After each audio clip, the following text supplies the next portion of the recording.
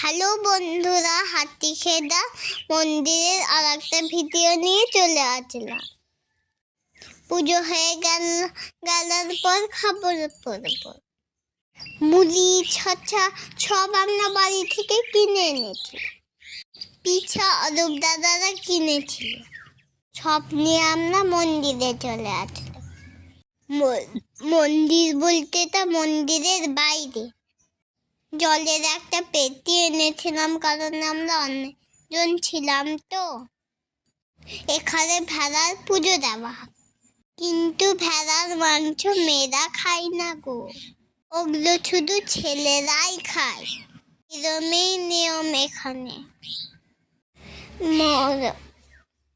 আলু মাখা আর ভাত রান্না করে দিয়েছিল, আর 2 রকমের মাংস।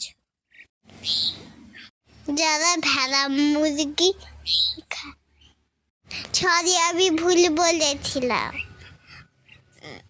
এটা দেশি মুরগি। ভাত,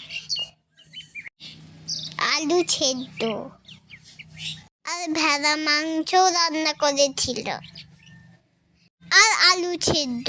আর তো অনেক টেস্টি হয়েছিল।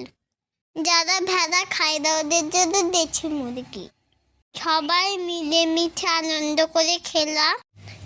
সবাই বলে এখানেই প্রসাদ শেষ করে দিতে মাংস, কিচ্ছু বাড়ি নিয়ে যেতে নেই। সবাই এখানে এরকম ভাবেই পুজো দেয়। এখানে অনেক বড় বড় চালা ঘর আছে। বসার চেয়ার ওরাই দেবে, বাসন কোসন ওরাই দেবে। অনেক পরিচ্ছন্ন। ওরা মাংস কেটে দেবে, সব করে দেবে। ওরা শুধু রান্নার টাকাটা নেবে। 7.5 টাকার মতো নিল।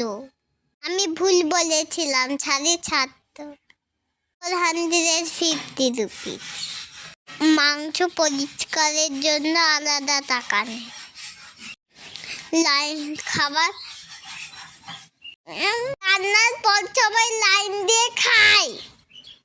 ওখানে ডাস্টবিনে ড্রামও থাকে ফেলার জন্য। পৃথিবীতে করছো সবাই পেলেছো, টাটা।